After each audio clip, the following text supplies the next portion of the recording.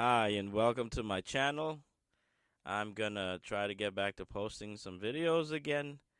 I haven't for a while, but I'm gonna, just get back to posting about stuff that I'm interested in talking about. And one of those things is gonna be the WNBA season. So I'm gonna be posting some stuff on that. Probably a lot of content on the WNBA on my channel this season. And so my first video, of course, is going to be about Caitlin Clark.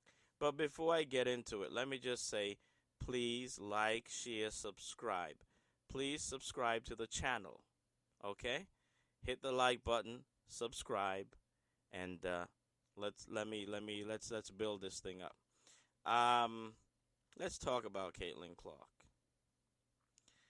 I think this season in the WNBA is going to be the most important season of her career.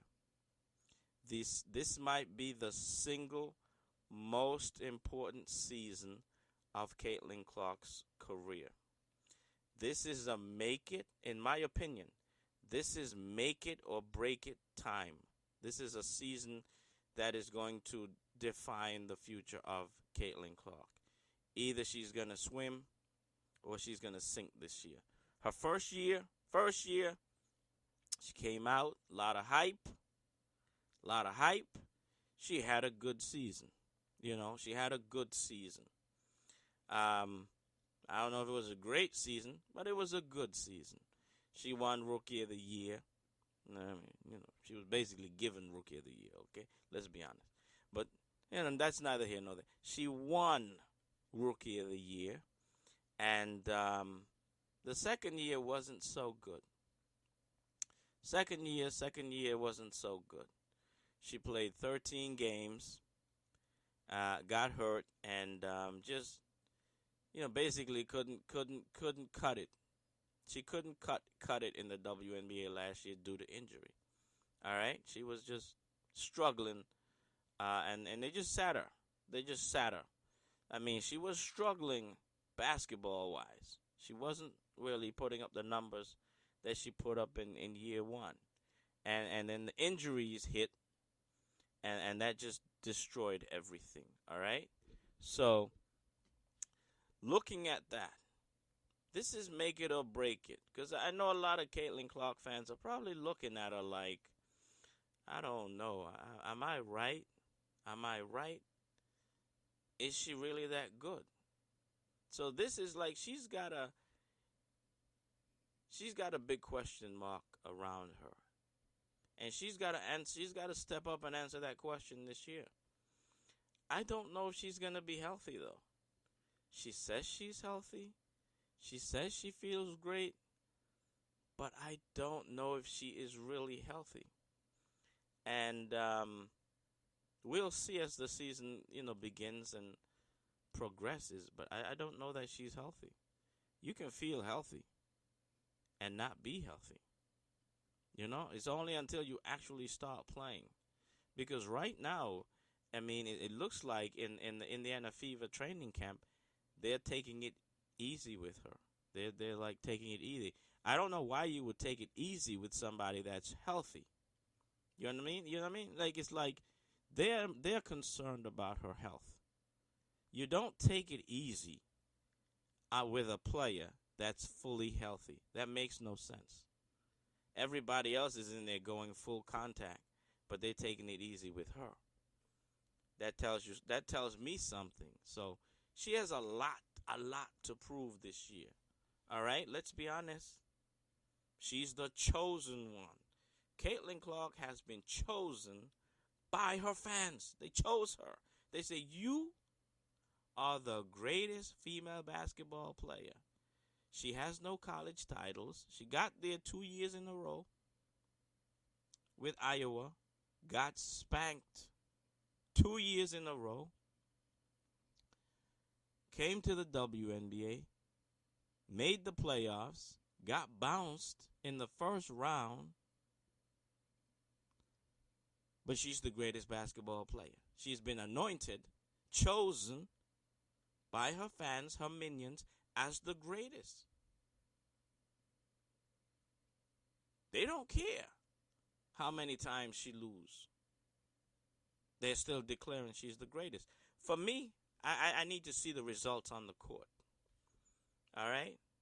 I need to see real results, real basketball results. And I'm going to tell you something.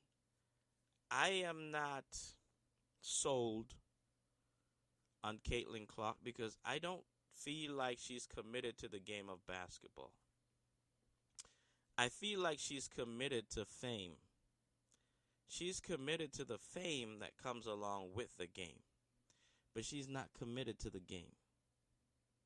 So she's committed to the fame, but she's not committed to the game. And that's going to be a problem. You know? Like, I look at her in the off season and what she does. So, like, her first off season, she was playing golf. Basketball player playing golf in the off season. Again, this off season, she was playing golf. Now, she did some stuff with the national team, but that stuff is just going to add to her fame, right? So is the golf, you know, being out there and oh, look, Caitlin Clark is playing in an amateur golf tournament or whatever. That's going to add to her fame. That's not going to add to her basketball legacy. Playing golf doesn't add to your basketball legacy. There's a whole unrivaled league in the U.S. You don't even have to go. The really good basketball players don't even have to go overseas anymore to play. They have a league here that they can play in, and she chose not to play in that league, probably because she doesn't want to saturate her brand, so to speak, and overexpose herself in terms of basketball. But again, Unrivaled is 3-on-3, and when you look at them play, it's a lot harder. When it's 3-on-3, you can't hide the way you can hide when it's 5-on-5. You can hide when it's 5-on-5. 3-on-3, you out there defensively, you can't hide.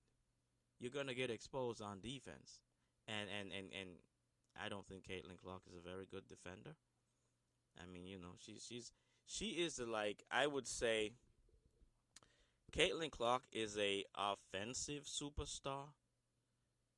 She is not a 100% superstar. Like, for me, and when I talk about superstars, there are very few basketball superstars, in my opinion. I just feel like that word is thrown around way too much. Way, way, way too much.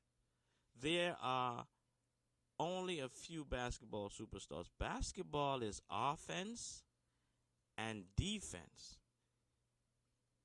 One possession, you're on offense. Another possession, you're on defense. Two sides to the game. For you to be a superstar, you have to be great on both sides of the ball. There are lots of players that are great on the offensive side, but they're not good on the defensive side. I don't consider them superstars. I quantify that. You're an offensive superstar. Caitlin Clark is an offensive superstar. She is not a superstar. She is not great on the defensive side of the ball. She's half a superstar. All right? So, you know, she didn't play an Unrivaled. Maybe she didn't want to saturate her brand in terms of basketball. She's trying to protect her brand, protect her fame. Like, again, these decisions are being made to protect her fame. This is all about protecting her fame. And so there is this walk that she's doing, probably at the, you know, behest of her team that's managing her. You know, this is how this stuff works, right? And so she didn't play an Unrivaled, because imagine if she went out there on 3-on-3 and got cooked. Imagine if she got exposed. Because let me tell you, Unrivaled, in my opinion, is really helping the WNBA to grow. Because a lot of those players, when I watched Unrivaled this past season, I mean, a lot of those players have been just gotten so much better just playing in our rival, you know? Just playing in our rival. In the WNBA, you have a coach, you have a coaching staff, and you're being coached one way. Then you go to Unrivaled, you have a different coach, you're just getting all this perspective, all this knowledge, and all these different ideas on how to grow your game. It can only result in you getting better. In my opinion, it can only result in you getting better. And Caitlin Clark is not being exposed to that. She's not playing in our rival, and I think that's going to hurt her. Okay? And you look at the moves the Indiana Fever is doing. I don't think they are sold on her either. I think there are people in that front office that have questions about her. You know, I really do. Listen, Caitlin Clark is a great marketing tool. She is a great marketing tool. But is she really a great basketball player? Everything has been handed to her. She didn't win any college titles. She hasn't had any great, I mean, her WNBA career is fairly new. But in the first year she made the playoffs, wasn't a great run. She got bounced in the first round. So, you know, not knocking her. Again, her career is fairly new. But you can tell that a lot of people in that Indiana Fever front office is not sold on her. Because, I mean, they probably see what I'm seeing. There's no commitment to the game. You look at Unrivaled. I mean, you look at Paige. Look at Paige Beckers with the Dallas Wings. She jumped on the idea of playing in Unrivaled. She loves basketball. She loves the game of basketball. And that's what you do. When you love basketball, you want to play basketball wherever, whenever. You understand what I'm saying? When you love competitive basketball, you want to play, and you want to play against the best. And you want to give it, and you know that, you know, you might get it sometimes. There are times when you're out there and you're giving it to somebody else, and there are times when they're giving it to you. You got to be able to give it, but you also got to be able to take it, because there are going to be instances where you got to take it. Caitlin Clark wants to give it. I don't know that she can take it. I don't know that she can take it when somebody else gives it to her. You understand what I'm saying? So she's limiting herself and making sure that she's not in a situation where people can give it to her. You know? So she's not playing an Unrivaled.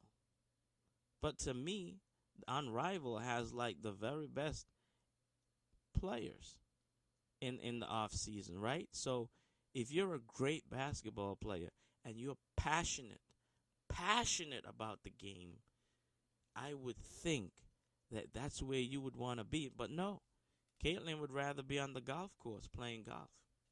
She would rather be out there playing golf than playing basketball against the best. That is not a great basketball.